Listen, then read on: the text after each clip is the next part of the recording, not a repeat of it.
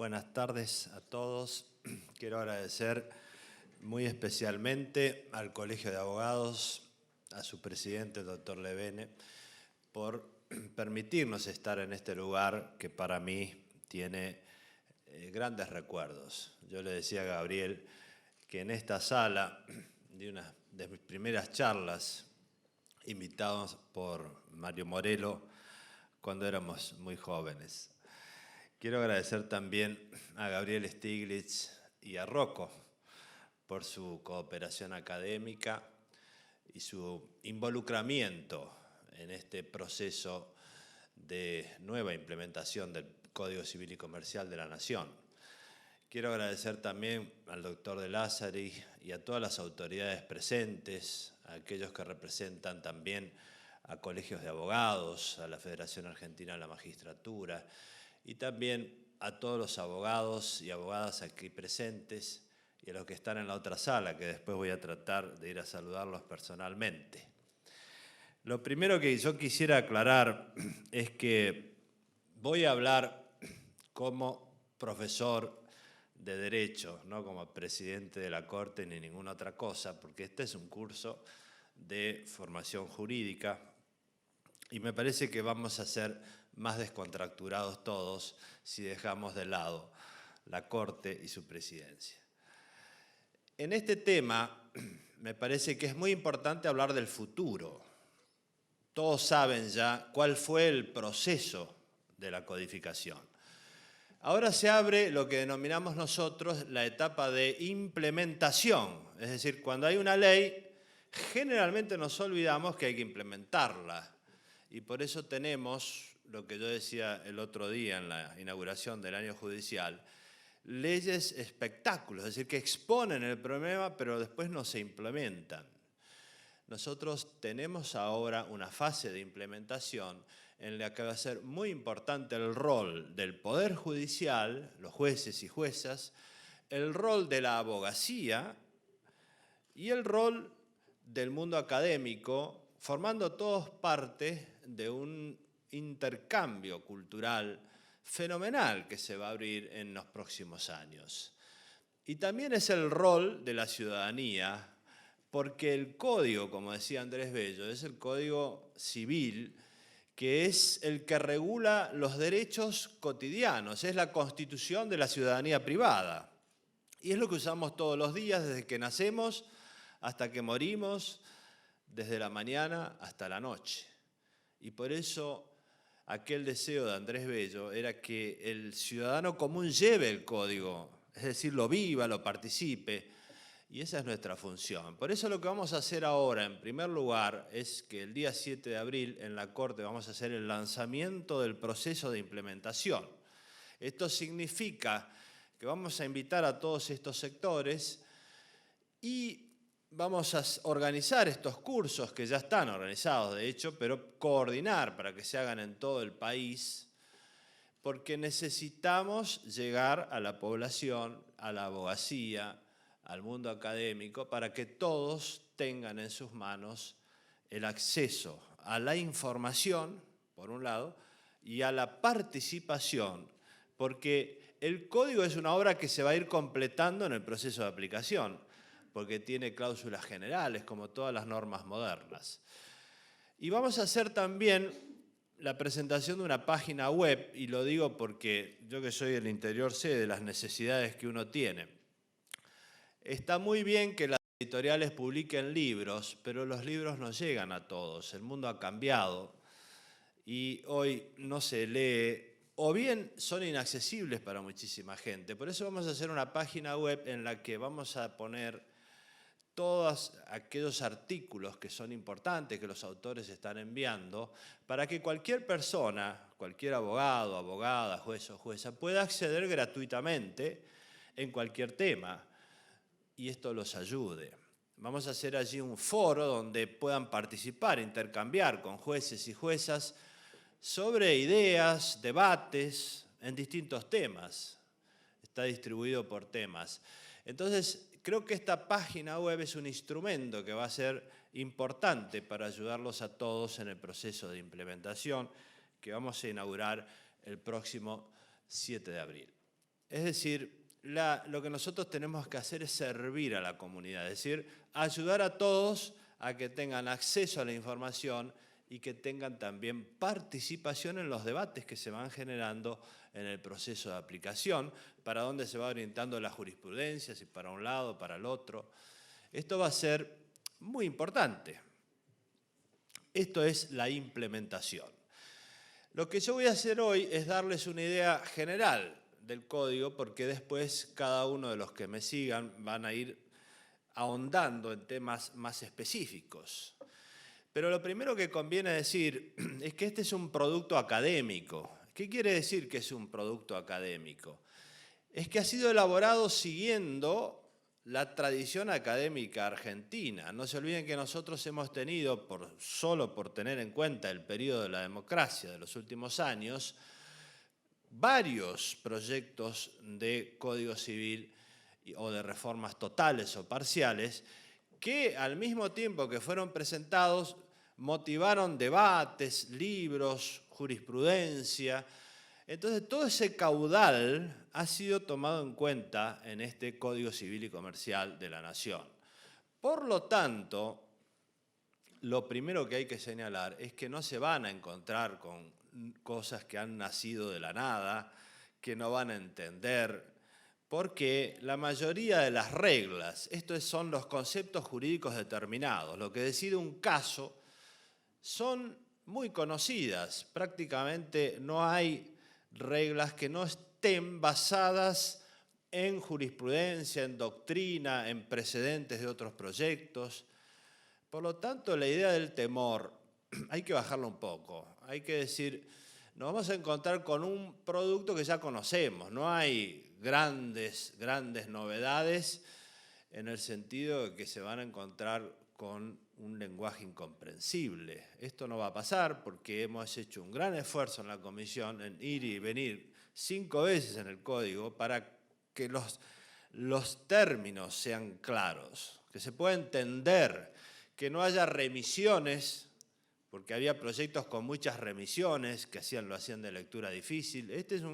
Hubo un gran esfuerzo, primero para que se entienda, para que el lenguaje sea claro y para que se siga los lineamientos más o menos conocidos por toda la doctrina argentina, la jurisprudencia y lo que practica la abogacía. Y por eso muchos libros seguirán teniendo valor. La mora sigue siendo la mora, la prescripción, la familia, es decir, no ha cambiado nada de todo eso y eso lo pueden seguir utilizando. ¿En qué ha cambiado? Y en esto nos vamos a enfocar. No ha cambiado tanto en el plano de las reglas, sino en el plano de cómo están organizadas, es decir, los principios y lo que denominamos paradigmas o modos de comprensión. Porque todos los proyectos anteriores, incluido el del año 98, no tuvieron en cuenta la reforma constitucional del año 94, porque en el año 98, cuando se trabajó antes, todavía no estaba desarrollada en su plenitud la reforma. Desarrollada en el sentido de jurisprudencia, doctrina, que desplegara ese complejo sentido que tiene la reforma constitucional del año 94. Entonces, este código se diferencia de todos los demás proyectos anteriores en que incorpora plenamente toda la reforma constitucional. Y por eso la primera cuestión que nosotros hemos dicho es buscar la coherencia entre la Constitución, que es el ordenamiento de la esfera del derecho público, y el Código, que es el ordenamiento de la esfera del derecho privado. Históricamente nosotros hemos tenido esferas independientes, lo público por un lado, y entonces los jueces aplicaban el Código Civil sin citar la Constitución, o el derecho público por el otro, y entonces se utilizaba la Constitución desconociendo las implicancias que ésta podía tener en la vida privada. Estas esferas independientes dejaron de serlo hace ya unos años, no por la legislación, sino por la práctica social, y por la jurisprudencia y doctrina. Nosotros veníamos trabajando ya en la idea de que hay que establecer esferas comunicadas, interdependientes. Por eso es que el primer gran cambio es que hay una constitucionalización del derecho privado, en el sentido que se incorporan normas constitucionales y comunicabilidad de principios. ¿Qué quiere decir esto?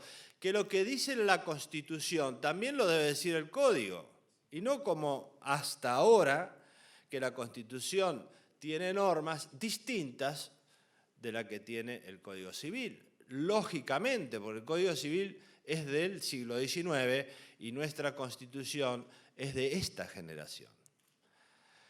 ¿Qué quiere decir que va a haber comunicabilidad de principios? ¿O cuál es la utilidad que tiene esto de poner en relación lo público con lo privado? Es que las sociedades funcionan mejor cuando las relaciones públicas, lo público, está articulado con lo privado. Y esto lo decía Ronald Dworkin en un libro que se llama El imperio de la justicia.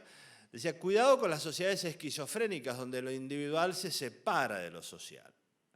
Por eso nosotros tenemos, por ejemplo, normas que establecen en el título preliminar, es decir, al inicio de un código civil y comercial, la buena fe o el abuso del derecho.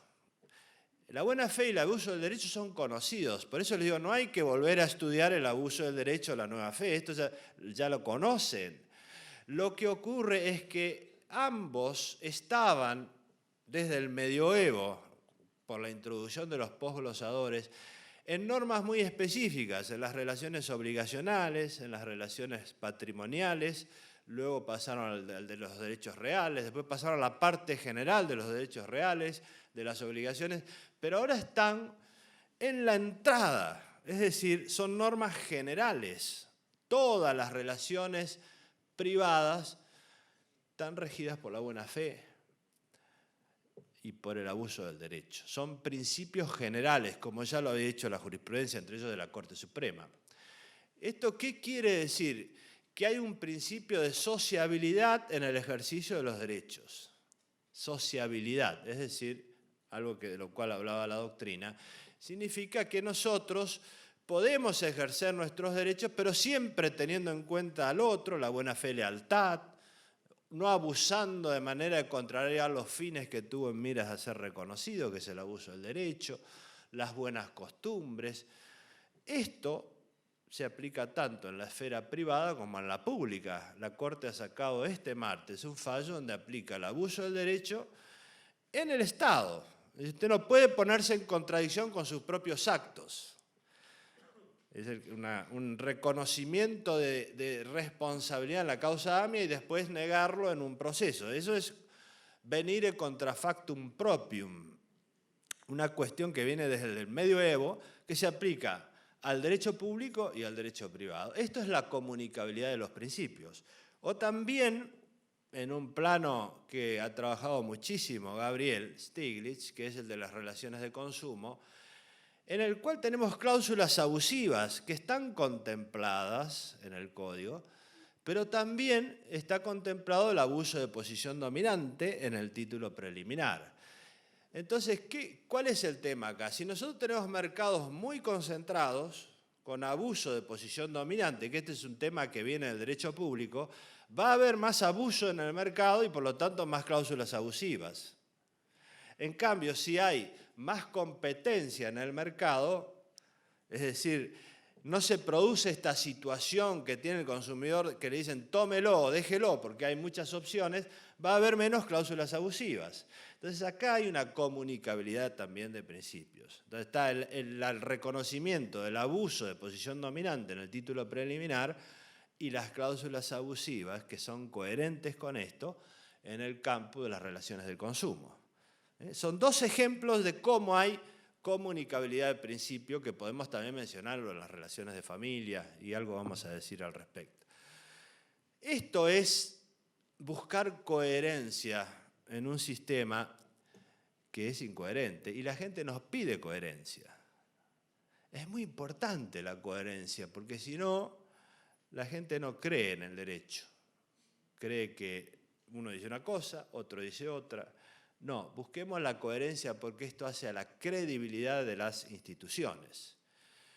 Lo mismo sucede con todos los tratados internacionales que han sido incorporados a este código y por eso es que nosotros decimos que hay una constitucionalización. Van a ver ustedes que casi todas las instituciones tienen referencia a los tratados internacionales de derechos humanos que a su vez nuestra Constitución les da rango constitucional.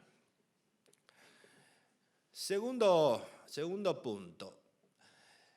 Esta idea de comunicabilidad de lo público con lo privado afecta el sistema de fuentes, es decir, el sistema de fuentes, artículos 1 y 2 de este código, es mucho más amplio que el anterior. Entonces nosotros cuando tenemos que decidir un caso, esto ocurre hoy sin que lo diga el código, es decir, cuando uno tiene un caso, ¿qué hace?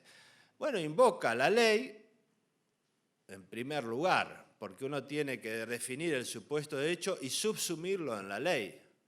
Si hay una ley aplicable, aplica la ley. Pero después están los principios, los valores, la Constitución, los tratados internacionales. Esto lo vemos en todas las demandas que se presentan en los tribunales y en casi todas las sentencias. A esto se llama diálogo de fuentes, designación o nombre que le dio Eric James de la Universidad de Heidelberg. Pero no está en el código. Ahora está. Es decir, es recibir lo que ya estaba. Ustedes cuando lean el artículo 1 y 2 van a decir, bueno, pero esto es lo que estamos haciendo. Efectivamente, diálogo de fuentes. Cuando uno hace una demanda, invoca la Constitución, los tratados internacionales, las leyes, la jurisprudencia, todo. Y hay un aspecto que se discutió mucho en el proceso de elaboración, el proceso parlamentario, y es la referencia a la legislación. Nosotros habíamos puesto la finalidad del legislador y ahí se generó una discusión que a veces pasa, se entiende que es un problema de celos. ¿Tiene más fuerza el legislador o los jueces? Entonces había una propuesta de decir, acá lo que debemos consignar es la voluntad del legislador. Pero este no es un problema de pelea de poderes, es un problema de interpretación de la ley. Si nosotros ponemos la voluntad del legislador, estamos adhiriendo a una tesis que sostiene hoy, creo que es el único, la sostiene el Justice Scalia de la Corte Suprema de Estados Unidos, que dice que la Constitución y las leyes deben ser interpretadas conforme a la voluntad del legislador, es decir, el legislador del siglo XIX. ¿Esto qué hace? Retrasa la evolución del derecho. Es muy conservador la posición. Cuando explicamos todo esto, finalmente se logró que quede lo que toda la doctrina argentina y la jurisprudencia dice, que la ley hay que interpretarla evolutivamente. Es decir, la buena fe no es la misma la de hoy que la de hace 50 años. Evolutivamente, va cambiando. Si nosotros adhiriéramos a la voluntad del legislador, no se hubiera declarado inconstitucional el divorcio, como lo hizo la Corte, digo, en un momento. Es decir, gracias a esa doctrina evolutiva, el derecho argentino avanzó por la vía de la jurisprudencia durante muchos años. Entonces, este es el sistema de fuentes que no se aleja de la práctica, lo que hace es incorporar la práctica a los artículos 1 y 2. El artículo 3 es muy importante porque establece el non liquet, es decir, lo que ya el Código Civil decía que es la obligación del juez de fallar. Pero le hemos agregado razonablemente. Esto es muy importante para la abogacía. Porque nosotros hemos sostenido que la decisión judicial tiene que ser fundada y controlable y por lo tanto, al poner razonablemente, estos argumentos tienen que estar en las sentencias para que sean controlados y la irrazonabilidad de los argumentos es el fundamento de cuestionar una sentencia. Y ahora está en el Código Civil, esto que ya la doctrina procesal hace muchos años que viene trabajando sobre los argumentos de las sentencias, la arbitrariedad. Bueno, ahora tenemos una norma específica que permite el control de la decisión judicial y sus cuestionamientos. Es decir, fuentes plurales, diálogo de fuentes, control de la decisión judicial. Otro aspecto que es muy importante es que, siguiendo la Constitución, este código recepta, como todos los códigos, la regulación de los conflictos de derechos individuales.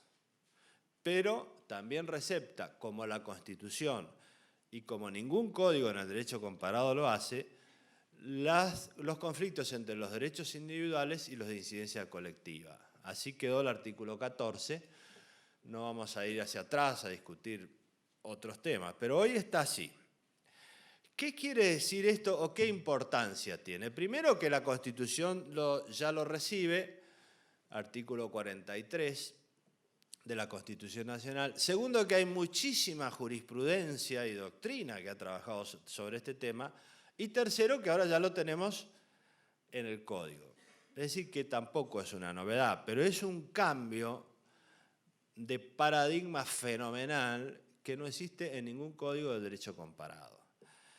Esto tiene implicancias muy prácticas. Yo creo que hay muchísimas, pero vamos a mencionar algunas para que tengan ustedes una idea práctica de esto. El abuso del derecho. El abuso del derecho que nosotros hemos conocido siempre es la colisión entre derechos individuales. El acreedor que quiere cobrar su crédito abusivamente sobre el deudor. Ese es el origen de la doctrina del abuso del derecho. Pero acá se contempla, en el artículo 14, el abuso del derecho individual respecto de los bienes de incidencia colectiva. Que esto es muy importante, es lo que en la doctrina brasileña Antonio Benjamin llamó la función de los derechos. Porque, volviendo a lo anterior, ¿no? Los derechos individuales tienen que tener cierta articulación con la economía, con la sociedad y con el ambiente. Por eso está esta norma que va a permitir una rica jurisprudencia y doctrina de cómo se articulan los derechos individuales con los colectivos.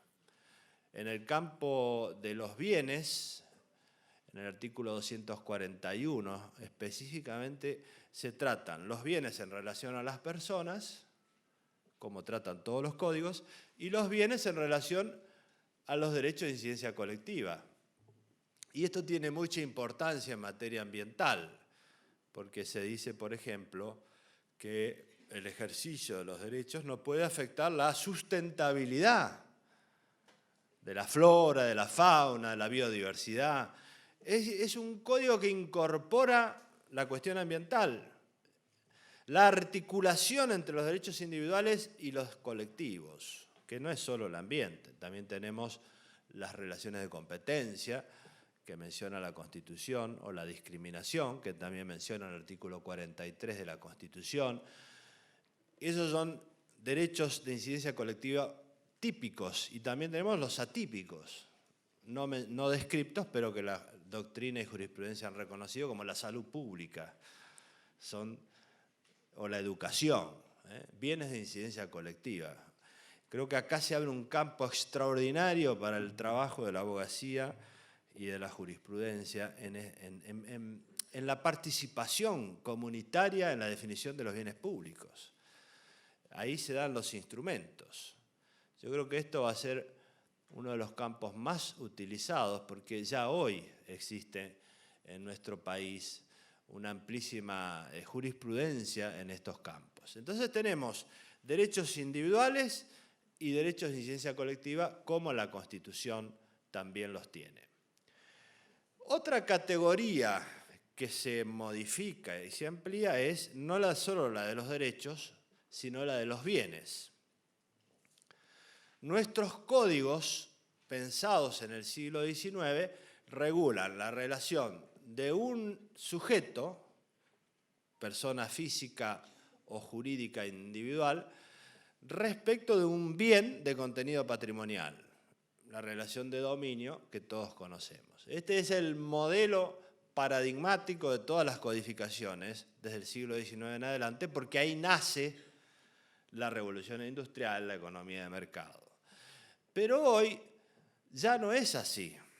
Tenemos muchas otras relaciones en la economía, en la sociedad y en la Constitución. Por eso hay un panorama más amplio y también es el único código en el mundo que lo trata, porque nosotros hoy tenemos sujetos individuales que tienen bienes de contenido patrimonial, la relación de dominio que conocemos. Tenemos sujetos colectivos que también son propietarios, como las comunidades originarias. Esto está en la Constitución, está en la legislación especial, está ahora en el Código mencionado solamente, en el artículo 15. Lo que pasa es que se suprimió toda la parte que regulaba la propiedad indígena, que pasa a ser una ley especial.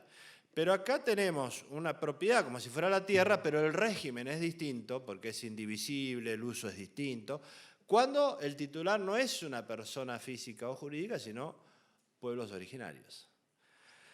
Eso es una modificación subjetiva. Después tenemos en el objeto, tenemos los bienes de contenido patrimonial y tenemos bienes que no son de contenido patrimonial como el cuerpo humano. Por eso se menciona en el título preliminar, pensando en el siglo XXI, porque hay que tener una mirada de futuro. Hoy se trabaja sobre el cuerpo humano. Todos vemos que se trabaja sobre el cuerpo humano, la genética, bueno, todos ustedes ya lo conocen.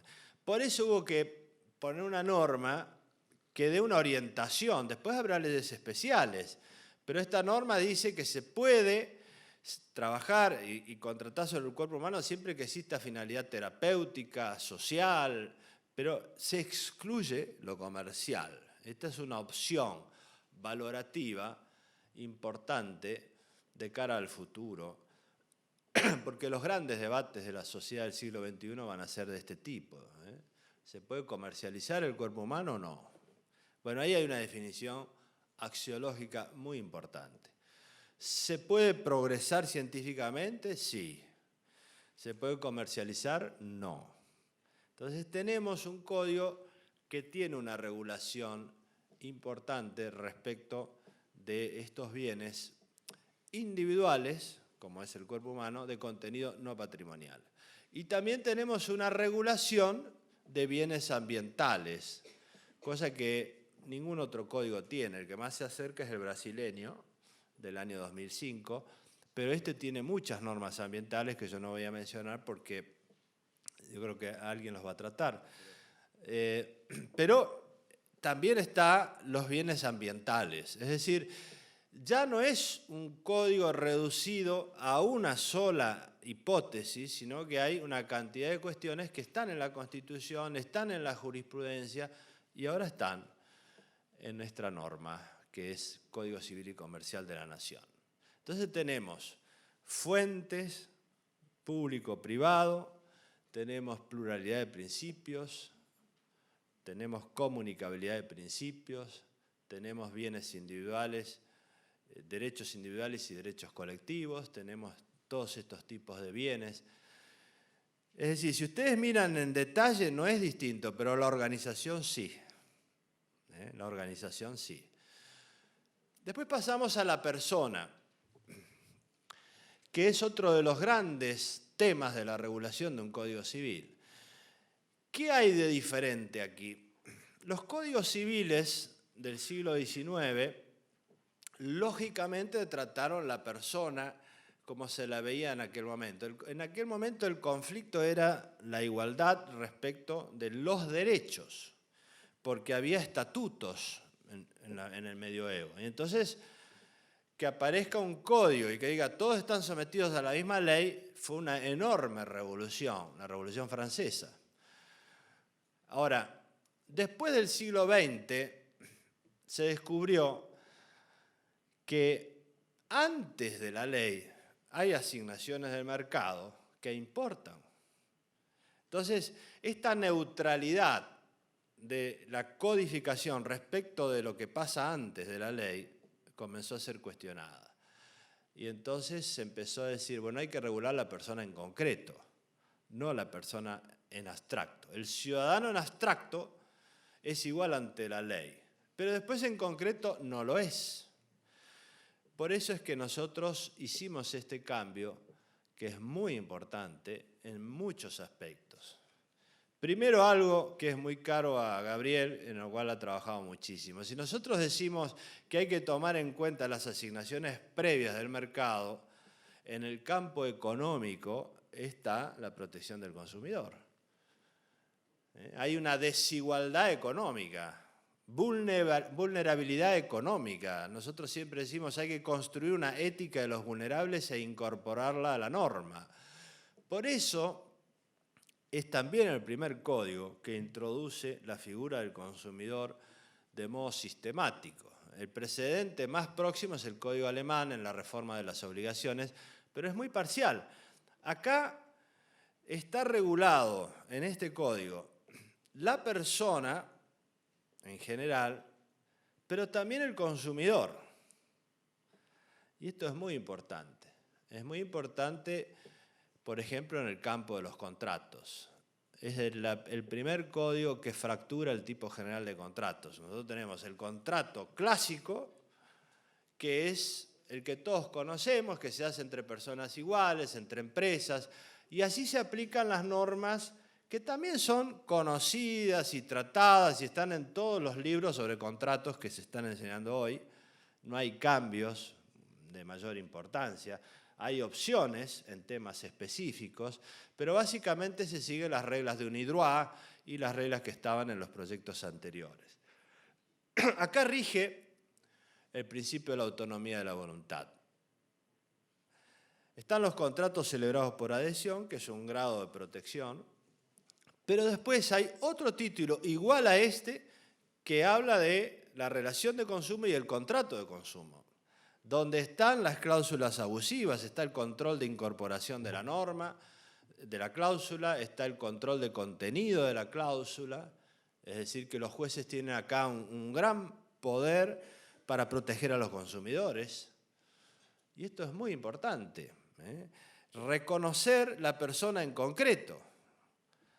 Porque cuando ustedes contratan, y esto lo hacemos todos, más allá del poder que tengamos, del dinero que tengamos o del lugar donde nosotros vivamos, siempre, de la noche a la mañana, desde que nacemos hasta morimos, estamos en algún momento en una situación de debilidad.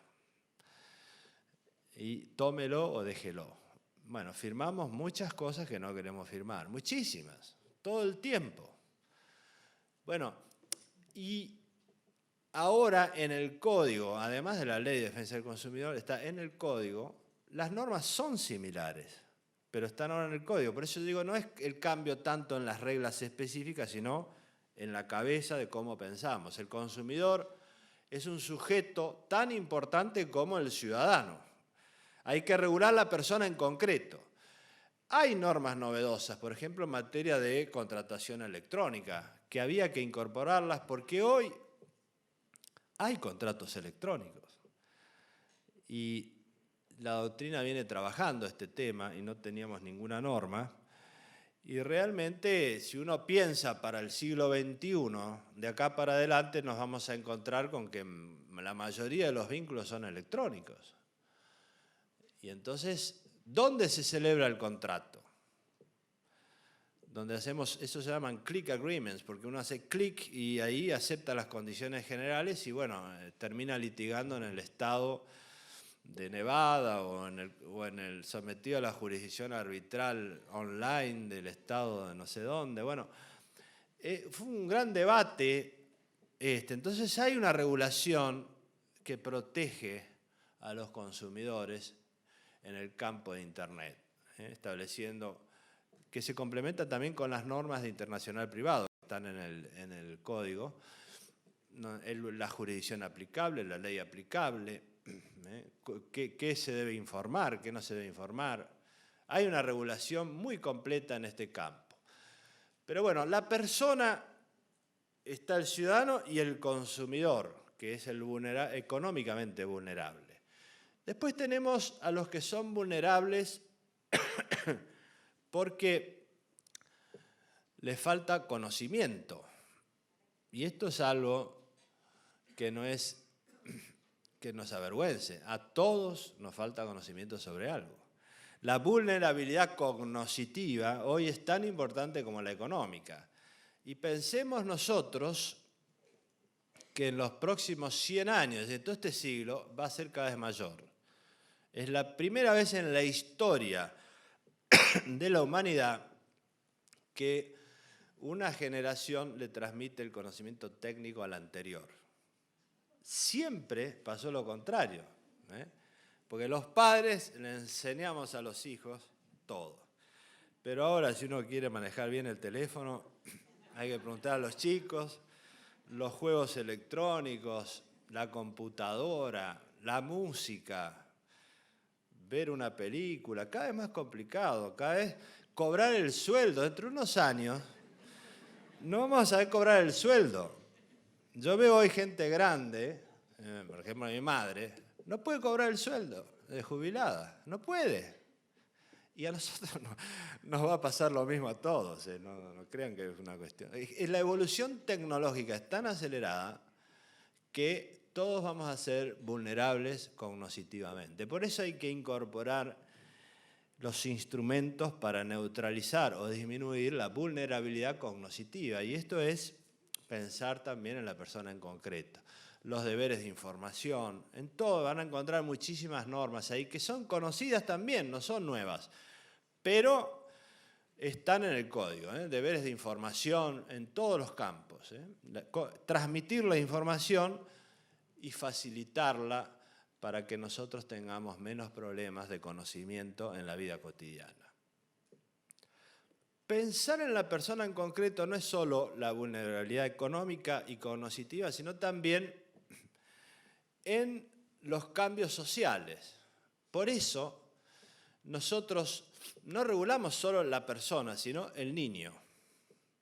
Porque hay una constitución y esa constitución establece que tiene rango constitucional la Convención de los Derechos del Niño. Entonces tenemos el niño como sujeto de derechos, que no estaba. El derecho a ser oído, bueno, todos esos derechos. Tenemos el adolescente, tenemos las personas adultas, tenemos los enfermos mentales. Fíjense estos dos últimos, porque del niño y del adolescente todos saben, y la verdad, si no leyeron mucho la ley, saben por la vida práctica, ¿no? Es difícil la cosa. Pero en las personas adultas, si nosotros pensamos de acá a los próximos años, vamos a vivir en sociedades con mucha población adulta. La Argentina tiene bajo nivel de natalidad y una expectativa cada vez más extensa de vida. Con lo cual, lo que hay que pensar es que las leyes se van a aplicar a poblaciones adultas. ¿Qué pasa con las poblaciones adultas? Uno de los grandes problemas es que a la población adulta rápidamente se la interna, en geriátricos, en establecimientos mentales, porque siempre se le encuentra algún problema de funcionamiento o de adaptabilidad. Imagínense que dentro de 50 años la adaptabilidad de una persona adulta a un sistema tecnológicamente tan complejo va a ser fácilmente demostrable, la inadaptabilidad.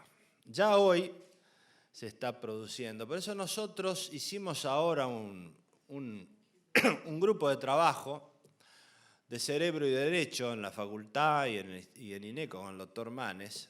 Pero es un tema de futuro es decir, ¿cuáles son los criterios por los cuales una persona puede ser internada? Hoy la Corte tiene un fallo tufano que resolvió un caso donde una persona estuvo 25 años internada y no había ninguna razón.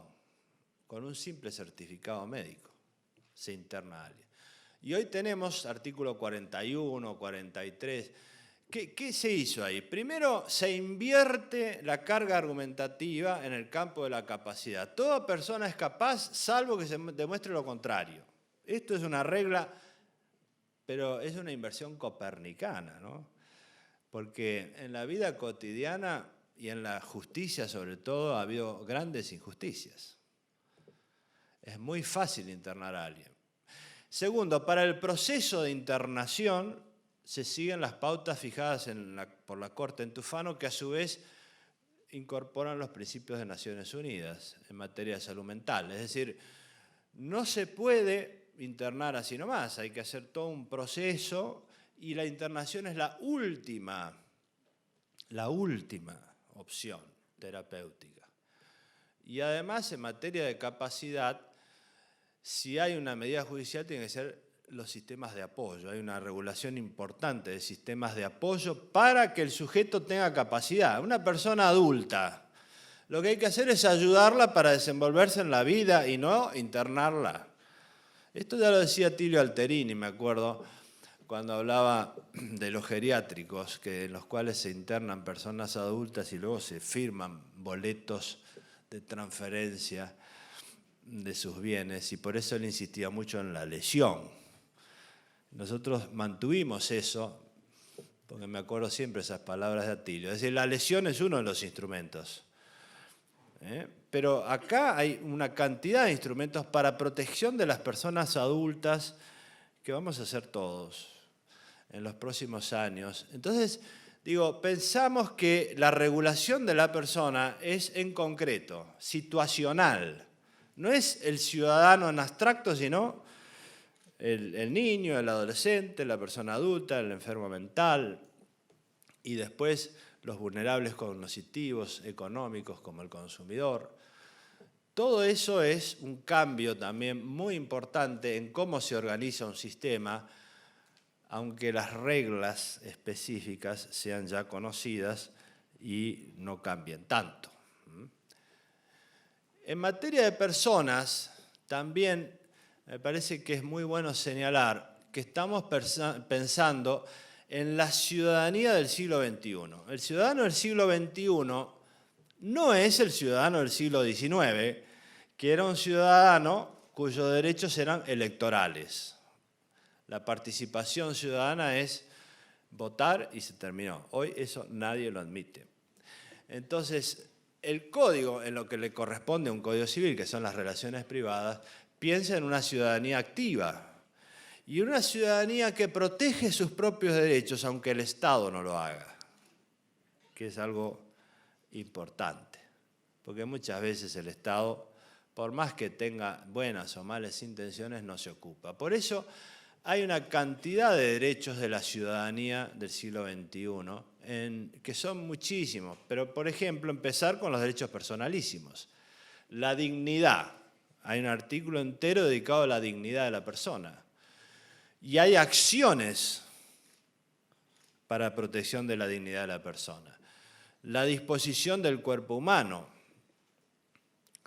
La protección de la imagen. Pensemos hoy que todos los chicos jóvenes ponen sus imágenes en Facebook, en Internet, y la disposición de la imagen es un problema hoy y va a ser mucho más en los años que vienen. Recuerden este caso que tuvo que decidir la Corte en Google, pero hoy ya es un problema muy grande el tema de la imagen. Bueno, la ciudadanía del siglo XXI requiere que tengamos una cantidad de derechos para protegernos, cada uno. Por eso es muy importante pensar que el ciudadano del siglo XXI es un ciudadano activo, que no solo vota, sino que se defiende y se organiza en asociaciones para defenderse, y por eso tienen legitimación procesal, como lo ha hecho muy bien la doctrina procesal argentina. Entonces, eso es importante, el reconocimiento de los derechos, y esto correlacionado con la tutela preventiva.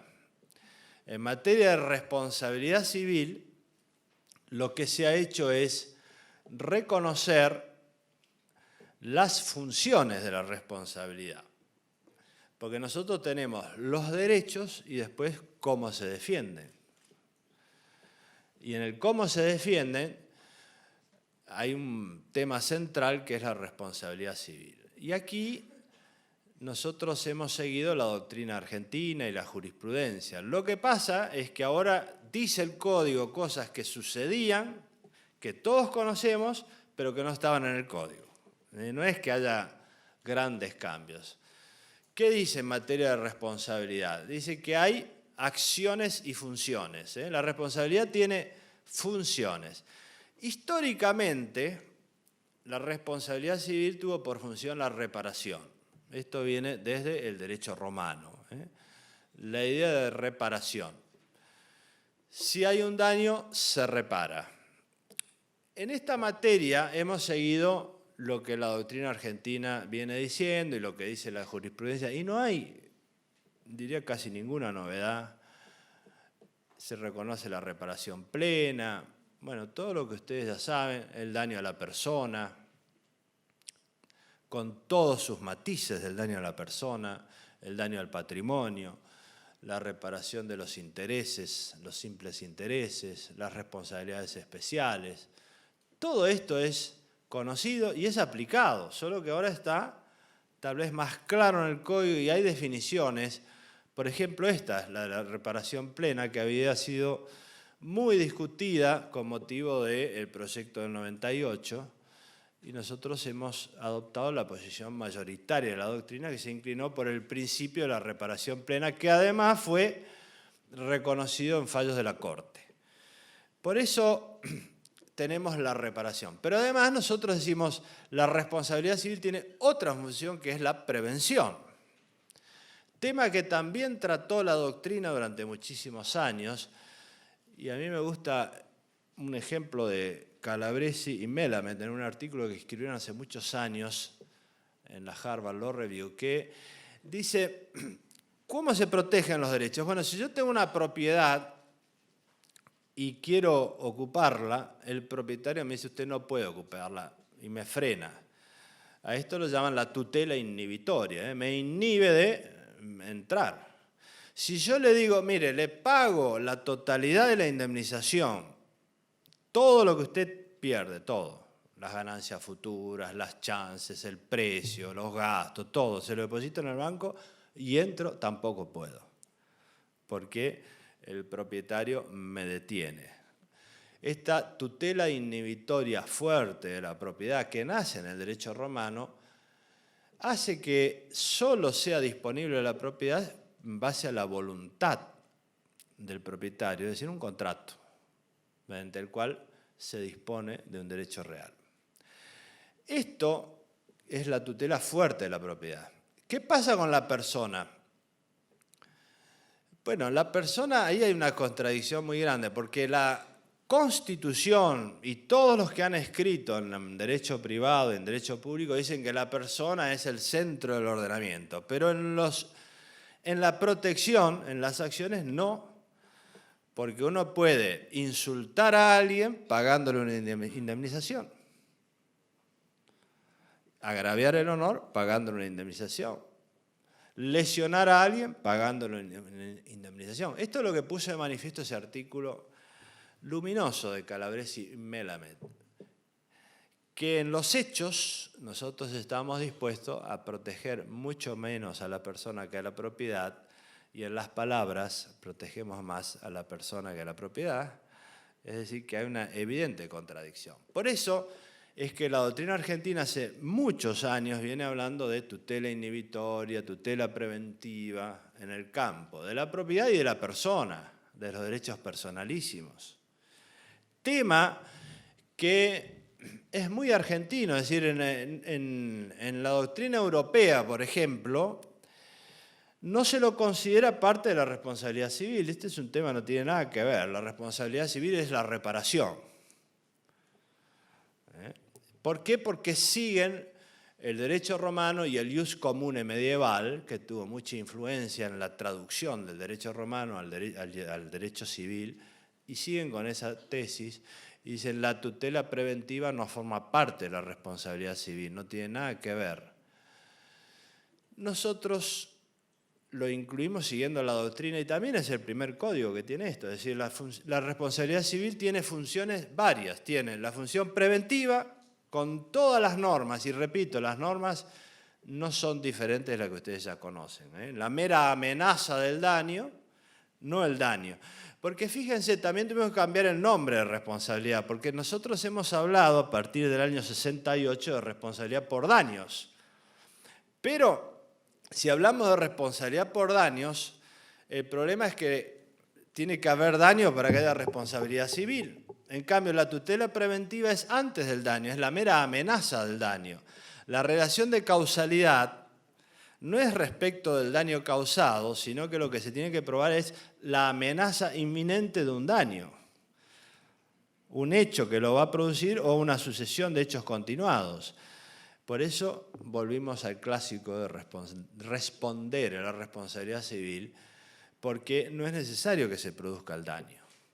Entonces, función preventiva, función resarcitoria y también se incluyó la función punitiva, pero que fue muy disminuida.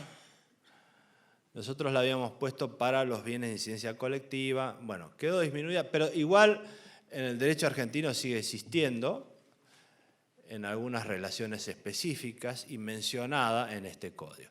Entonces tenemos esta persona en concreto. Es una persona que ya no es abstracta, sino en situaciones de la vida cotidiana, que está regulada como debe ser, siguiendo lo que pasa en la vida, ¿no? En las grandes discusiones abstractas, y los instrumentos para protegerlos también conforme a lo que reclama nuestra ciudadanía. Esto es todo el enorme capítulo que tiene en materia de personas.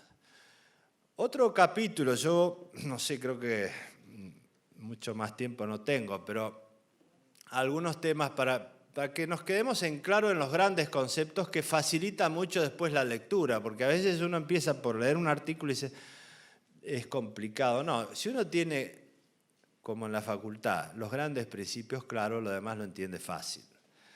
Por eso hay que hablar de los grandes principios. Reitero, las reglas no han cambiado tanto, no hay grandes cambios. En materia de actos jurídicos y obligaciones, que se habla poco y sin embargo es casi el núcleo central del derecho privado. No han habido grandes cambios, pero sí algunos que hay que mencionar.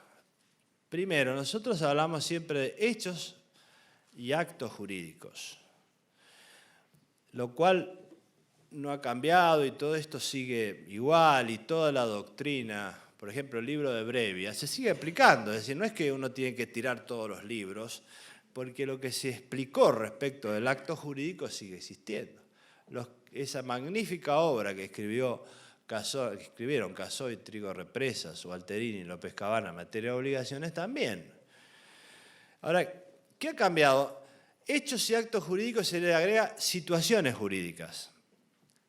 Que este sí es un término que merece alguna explicación. ¿Por qué?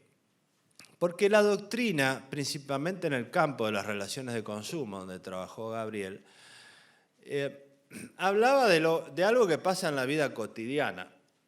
Por ejemplo, si uno compra una casa, el derecho le dice, usted está regulado por las relaciones de dominio. ¿Está? ¿El dominio está en el código? Sí, está en el código. ¿Están los contratos de compraventa? Está el contrato de compraventa. Entonces, el contrato y el derecho real. Pero si esto uno lo hace en una casa, está perfecto. Pero si lo compra en un country, además, cuando uno se instala en un country, en un edificio de propiedad horizontal, barrios cerrados, se da cuenta que ahí además es socio de una sociedad, que además tiene contratos de administración, que además que se quiere usar servicios tiene que pagarlo aparte. Hay un complejo de contratos que generan cautividad. Y uno está ahí adentro, no se puede ir a otro lado, tiene que celebrar. A eso llamamos cautividad.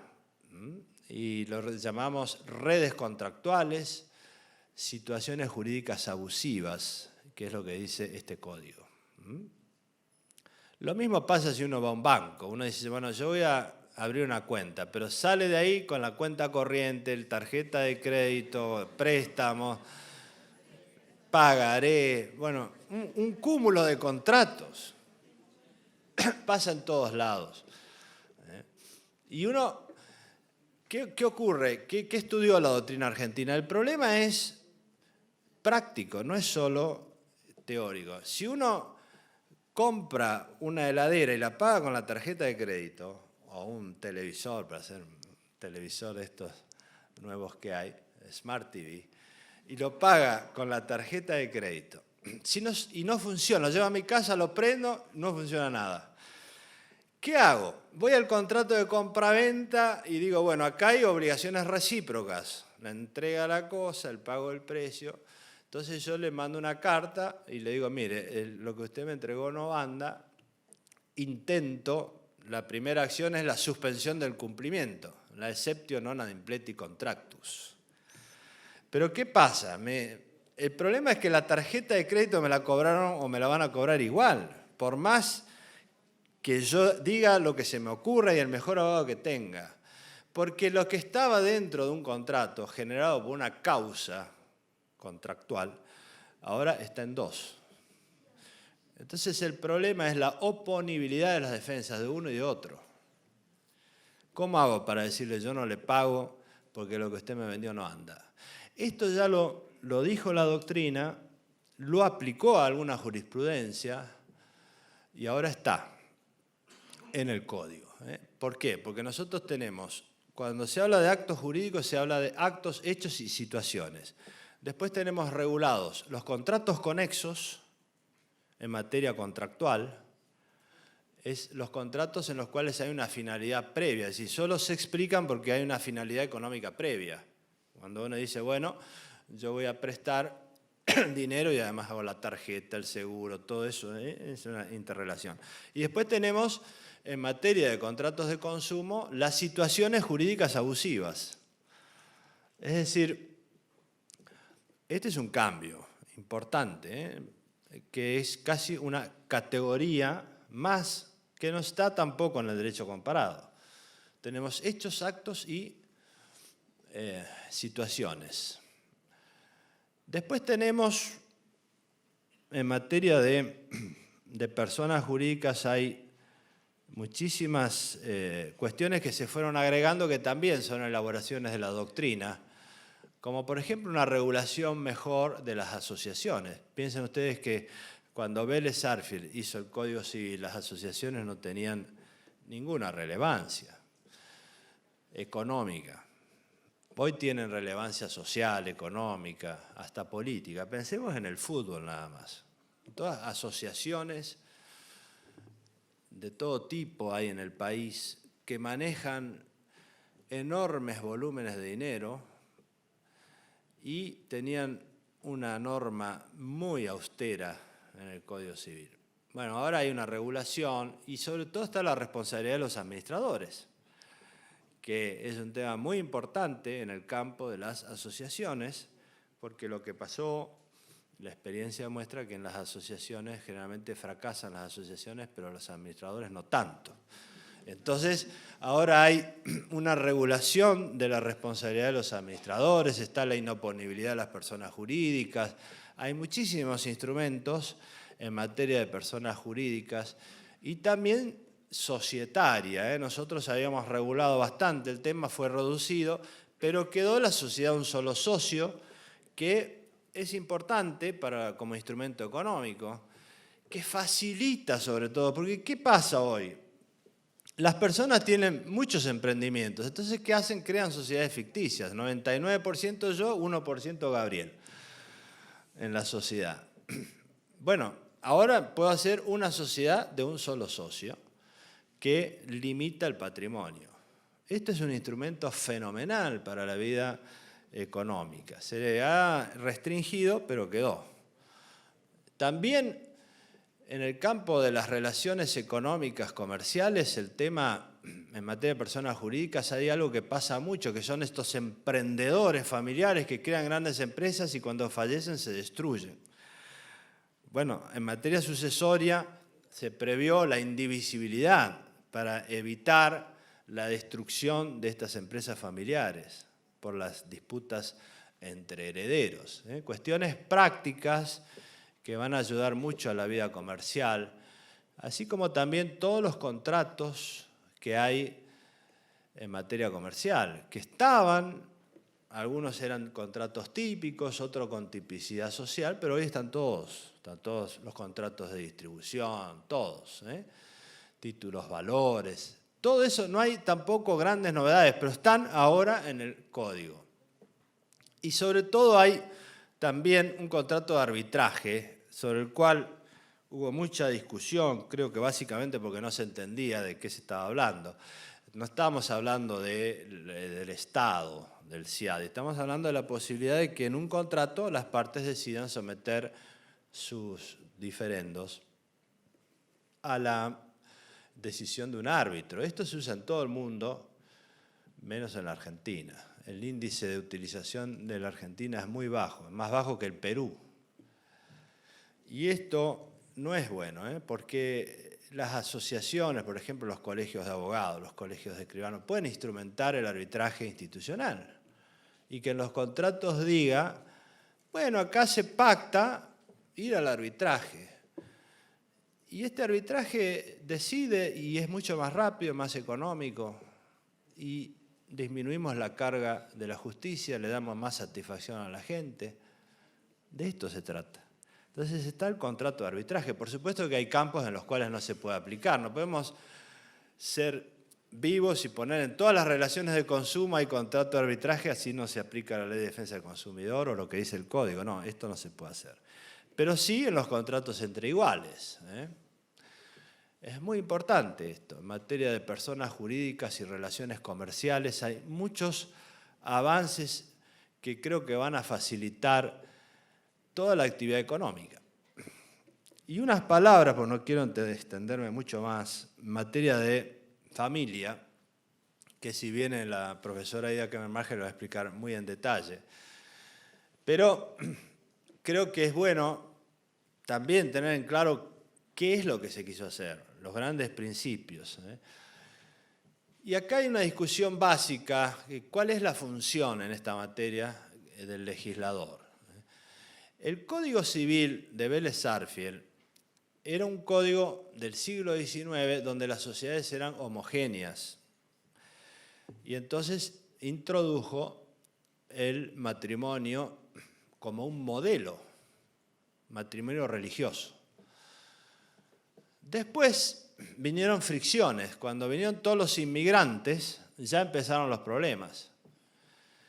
Uno de los problemas fue que una pareja de inmigrantes en Esperanza, una ciudad al lado de Rafaela, donde yo todavía continúo viajando los fines de semana, dos extranjeros se quisieron casar sin matrimonio religioso, no los casaron, fueron a la plaza y ahí se casaron, por su propia cuenta.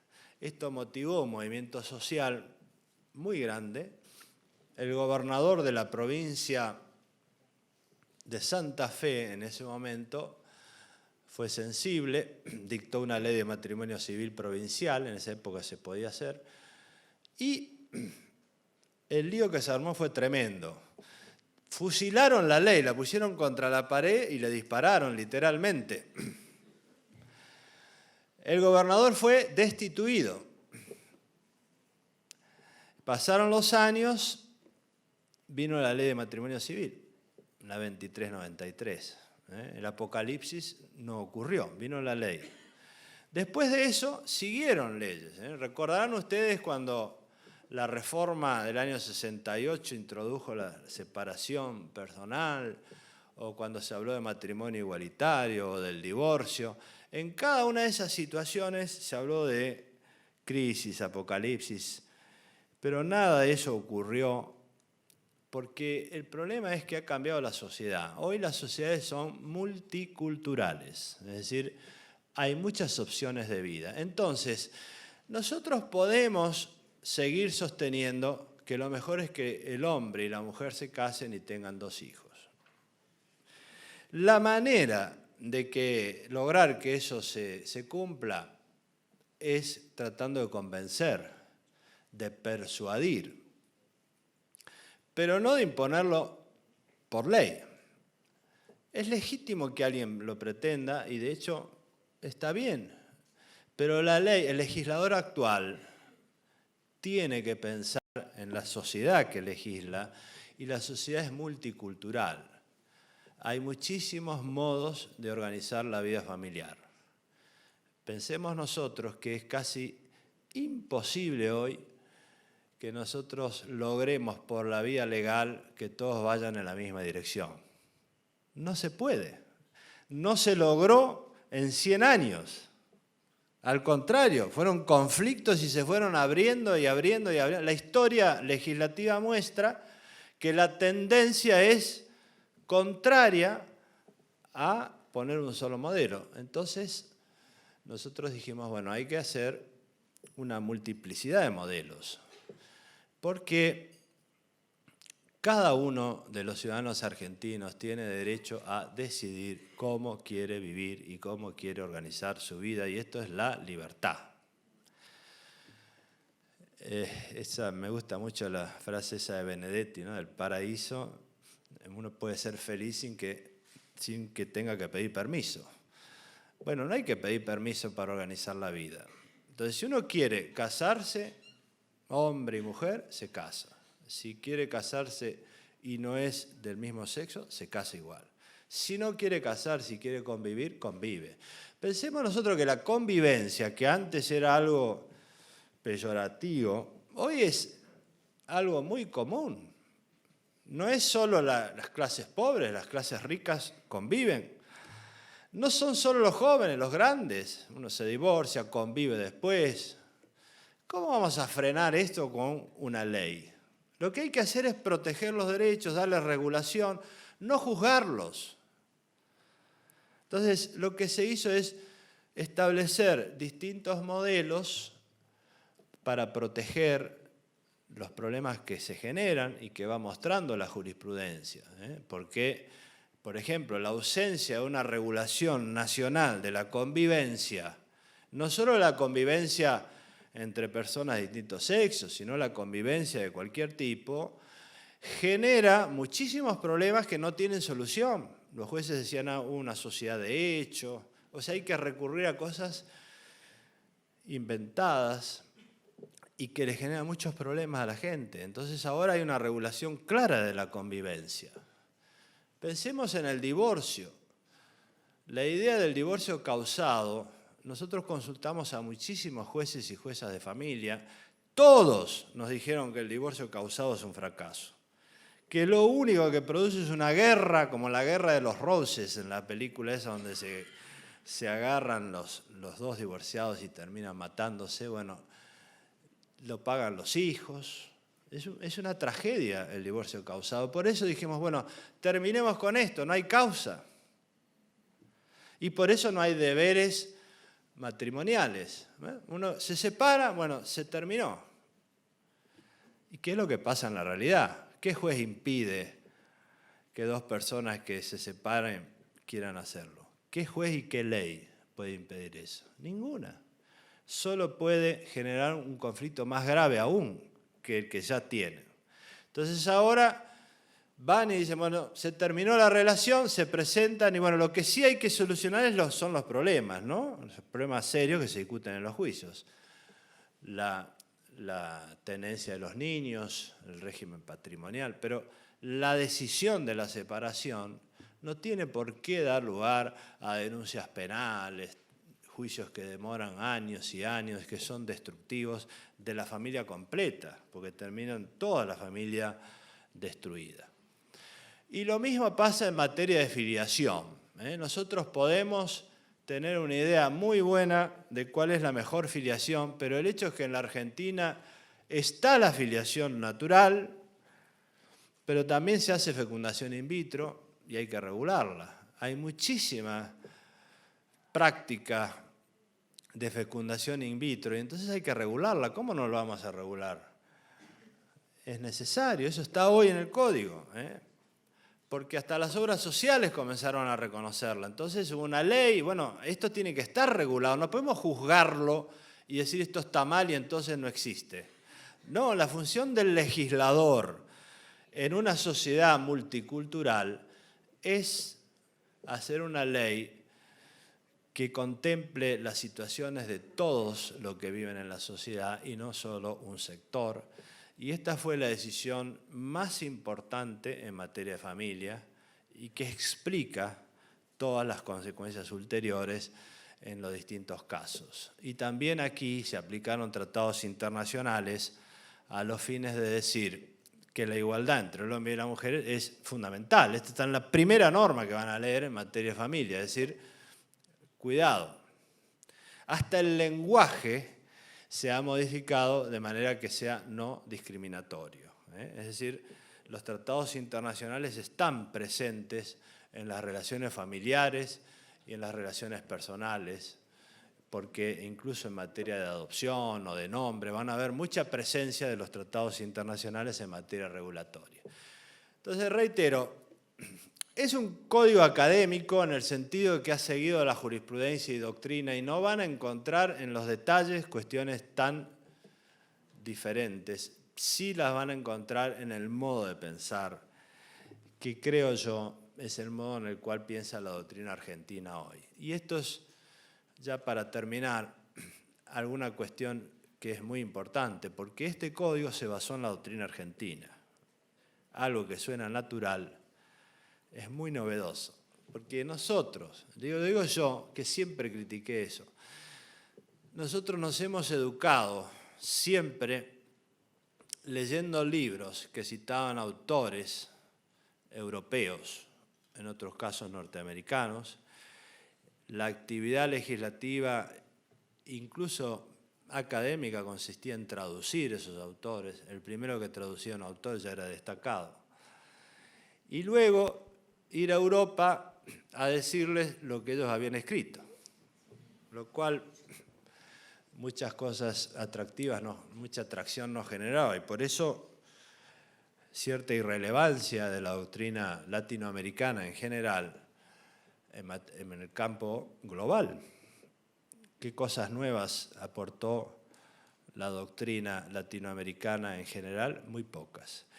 Lo que se ha hecho hace 30 años es comenzar a trabajar en cosas propias.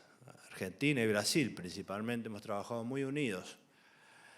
Bueno, este código se basa en la doctrina argentina. Casi todo lo que yo le dije no está en ningún código de derecho comparado.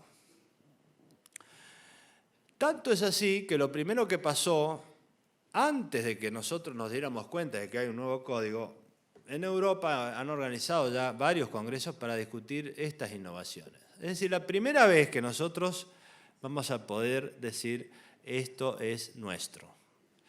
Porque son trabajos de la doctrina argentina de 30 años, de esfuerzos, de muchos autores. Y es algo que hace a nuestra identidad cultural. Es muy importante que nosotros tengamos una identidad cultural y que aprendamos que no somos inferiores a ningún otro jurista extranjero ni a ningún otro profesor, y que nuestra legislación va a estar a la vanguardia hoy de las legislaciones de codificación en el mundo del derecho comparado. Esto es muy importante para todos nosotros que nos hemos educado en la traducción. La traducción cultural, a veces defectuosa, no nos ha traído buenos resultados. Fíjense que nosotros tenemos una constitución basada en el derecho anglosajón y el derecho privado basado en el derecho continental europeo. Es casi una esquizofrenia jurídica esto, ¿no? Ponernos de acuerdo.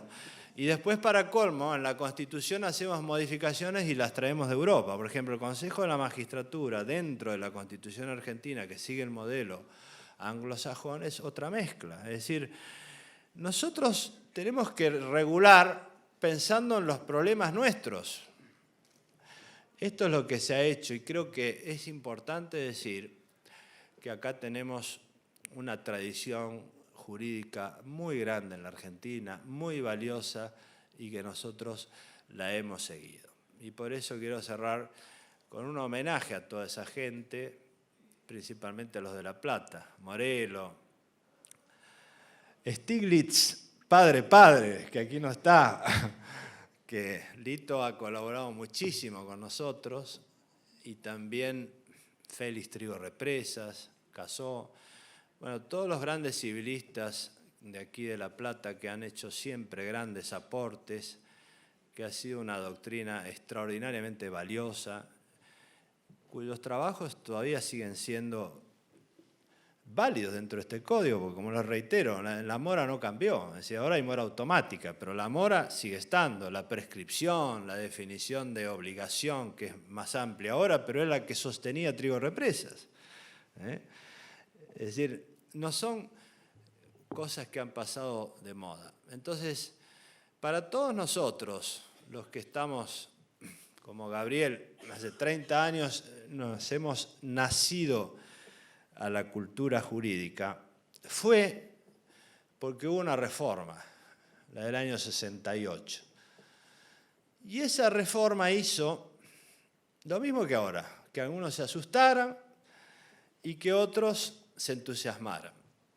Los que se entusiasmaron fueron Morelos, Stiglitz, Trigo Represas, López Cabana, Alterini, Jorge Mosetti Turraspe, Luis Macés Panés, que fueron los que crearon esa suerte de circo, como lo llamamos nosotros, que era, porque era una troupe ambulante, íbamos de pueblo en pueblo, de ciudad en ciudad, haciendo jornadas. Hoy nos acordamos de las jornadas de aquí de La Plata, las que se hicieron en Junín, en Mercedes, por todos lados nos decían hay que ir a tal lugar y nosotros íbamos.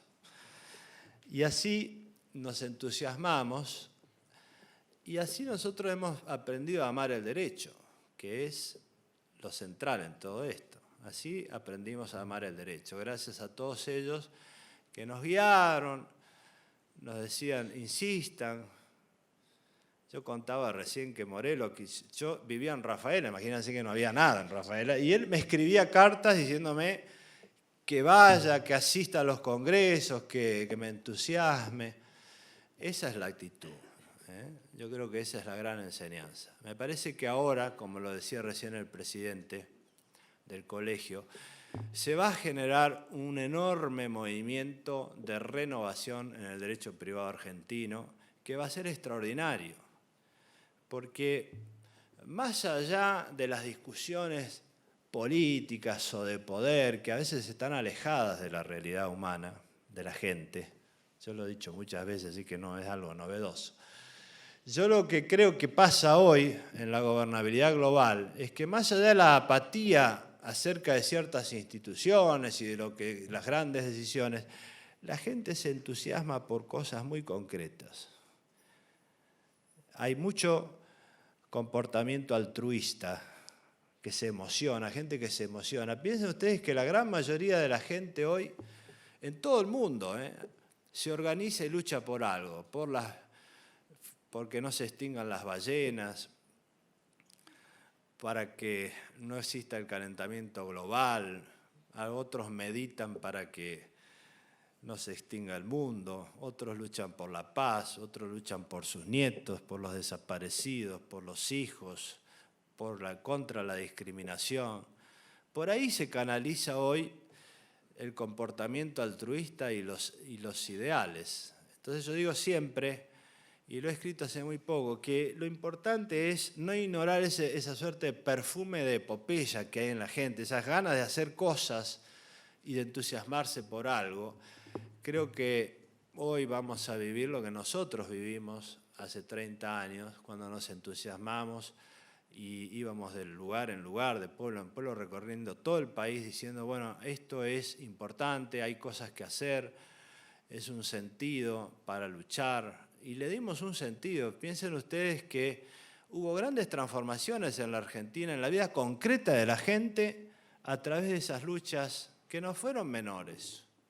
Y grandes conquistas en el campo del derecho del consumidor, derechos ambientales, derechos de la ciudadanía, nacieron de ahí, no de grandes decisiones de un pensador superior. Nacen de ese perfume de epopeya, de ese entusiasmo, que es lo que yo creo que todos debemos adoptar. Nada más y muchísimas gracias.